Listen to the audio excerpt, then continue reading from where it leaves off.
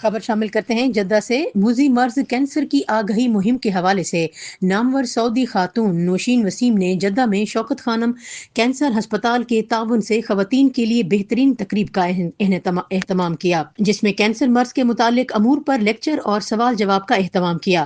Seminar میں 200 سے زائد خواتین نے شرکت کی۔ خواتین کو بتایا گیا کہ پاکستان میں ہر سال 40,000 سے زائد اموات کینسر کے موذی مرض سے ہوتی ہیں۔ اگر خواتین میں آگہی بیدار کی جائے تو اس موذی مرض سے حفاظت کی جا سکتی ہے۔ واضح رہے کہ سیمینار کی منتظم نوشین وسیم کی 2 نوجوان اولادیں صرف 4 ماہ کے فرق سے اس موذی مرض میں مبتلا ہو کر چل بسی تھیں۔ دوران بیماری انہوں نے کینسر سے بیداری کو سوشل میڈیا اور خود کینسر کے مریضوں کے ساتھ ان کی حوصلہ افزائی سے گزارا۔